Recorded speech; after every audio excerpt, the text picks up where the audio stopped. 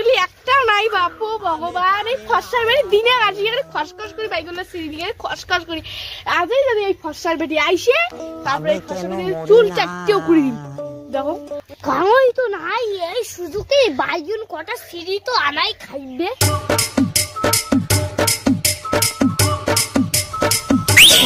বাইকগুলো না গাছ লাগানো ঝাঁকি দিচ্ছে।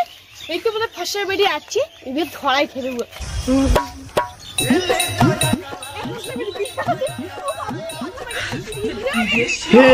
हे प्रभु हे हरि राम कृष्ण जगन्नाथ प्रेमानंद।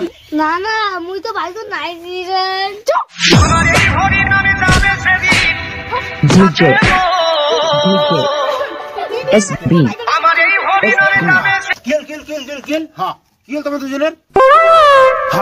ফসার বাড়ি তুই এটা কি করিস?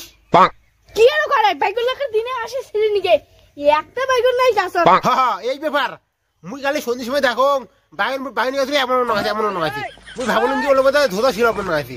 ফির কালকে ফির সকালে যখন মুই কি একটা ঘটনা দেখো বাইরে গেছিল যে এমন আছে ভাবলাম মধ্যে কুকুর মনে আছে কাজের ওটা ফির ফসার বাড়ি আসে ফির বাইরে ফির ফসাস করে ফির সিঁড়ি নিকে ফির আর ফির হ্যাঁ ফসার বাড়ি তুই সকালে আসি মারলুম তুই কেন তুই আইতে তো আসিস। ফসার বাড়ি তুই আইতে তো আসিস তোর আমি বাংলার বাড়ি হায় দইয়া মার ডালা রে। ভুলে গেছি মুই আর কোনোদিন বাইগুন সিঁড়ি আসিম না। ও বাবা তোর তো মিষ্টি কথা মুই এলে গলি যাইম না। মুই আজ তো বাটনাত বাটি নি।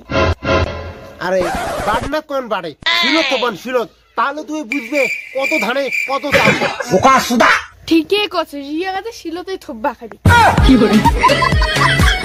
হ্যাঁ তা শিল তো থব্বান ভালো করে থব্বান আগড়ে ভেড়া গান ভেড়া আমি গেলুম।